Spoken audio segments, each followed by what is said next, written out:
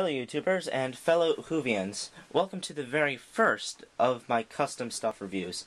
Now, as you can probably tell, or know by now, I am a very big Whovian, so it makes sense for the very first thing that I review to be my custom built 11th Doctor's TARDIS console room.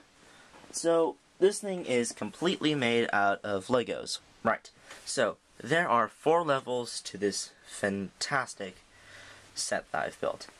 1, 2, 3, 4. There are 6 staircases. 1, 2, 3, 4, 5. And then there's one back here, 6. There are 20 roundels. There's a viewing screen back here, as seen in the victory of the Daleks. The TARDIS doors over here. The console, of course, which I'll get to later. And a chair, because the Doctor needs a chair. I'm going to start with the bottom level. Right, so this is the first or bottom level, and there's nothing really much down here. I mean, it's just kind of yellow walls. There's a little pit for the heart or core of the TARDIS to go into. There are 2 wires here and here that kind of go out of the pit and connect to the floor. It is tall enough for a minifigure to stand under and actually have quite a bit of room, which is good for animating. That's pretty much it. Alright, so the second level of the TARDIS is this gray kind of floor area. Most of the staircases come off this level. You know, right there. Not that one, but over there.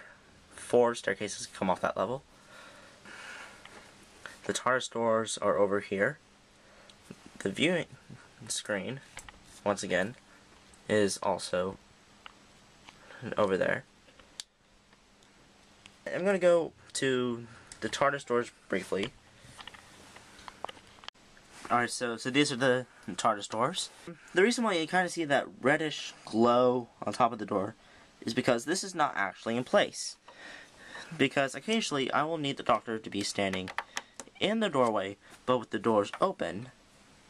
So I've made it so you can push the doors, and here's what it looks like. Slides right in there. One more thing about the doors is that there is a little thing right above the doors. Oop, yeah, that's a bit bright. Let it adjust. There we go. Yeah, there's a thing above the doors, so you can kind of see it. It's this right here. This is kind of supposed to make the pattern up here on the floor. Yeah, you can see it. It's right up there. Just take away the light for a moment. You can see it's right there. So that's just a little thing. You won't really be able to see it in any of the movies that I make because it's hidden behind this wall. But it's just a fact that I have. So there's that. Alright, I think I'm done with the second level, so I'm just going to walk up the stairs, so to speak.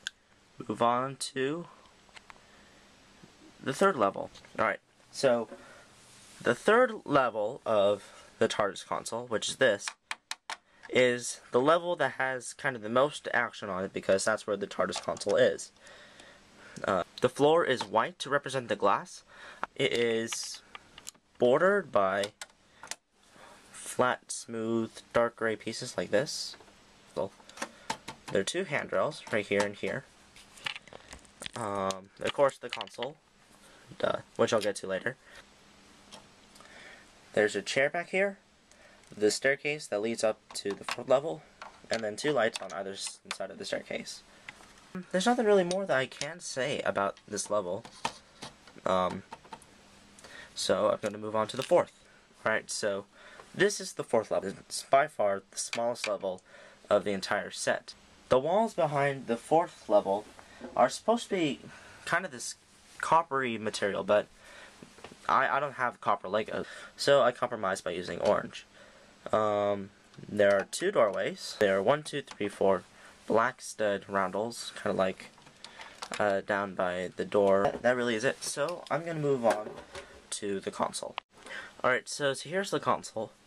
But for this review, I'm going to remove the console and review it separately from the rest of the set. So, I'm just going to move this and talk about this. This is the kind of the main part of the TARDIS. This is the console. It is really large and, in my opinion, really detailed, although you can't really see it on camera.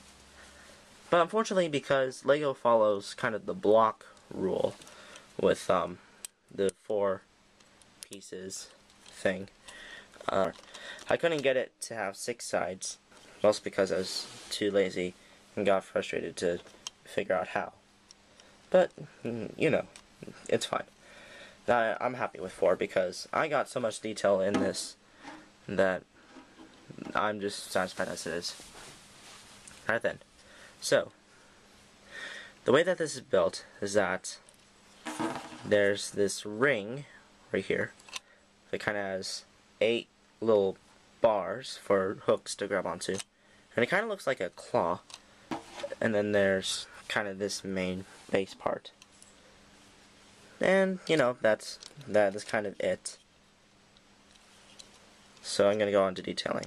Over here, we have 2 levers, which move. Not like that, but they move. This is supposed to represent the keyboard that, I mean not the keyboard, the typewriter that the Doctor types on. Over here we have the gramophone, little dials, this little thing which turns, the speed lever, oh, and a place for the Doctor to put his sonic screwdriver, right there. Oh, and this is a note. This thing falls apart really, really easily, so I have to be really careful with it. Over here we have kind of this radio piece. We'll get to that in a moment. More dials, clear bit, even more levers. Yeah, lots of levers. Have the gasoline bottle, buttons, kind of a housing for lever right there. More levers. That's the detailing of the console. Alright, now I'm gonna move on to the time rotor. Alright, so no, you can't really see the time rotor when you have the view screen on. That's because this bar kind of hides it. So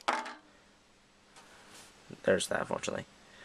This is kind of the main part that goes up and down, the bubbly bit. More bubbly bits, and this part is supposed to be the stationary part. Oh god.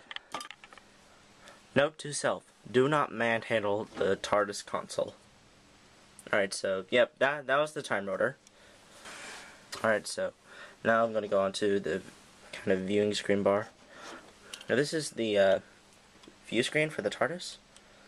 Now, I didn't get this to move, which kind of made me sad. But at least it's there, so it looks partially accurate. There's a wheel on this end, then there's the viewing screen on this end, which is nothing really. That's that. There are these 2 kind of brown wooden bars that are on either side. It unfortunately kind of gives it a flat kind of look when you look at it from this end, but I'm able to live with that. Right here is where all the cords, the wires plug into, and then up here are the rings. Now I'm done reviewing the console. I'm going to put it back in the set and give my final thoughts. Alright, so overall, here are the things I like about this set. 1. There is lots and lots of space, which is related to 2. This is a really good set for animating because back to 1, there's lots and lots of space. 3. This is, as pretty far, the most accurate TARDIS console that I have ever made.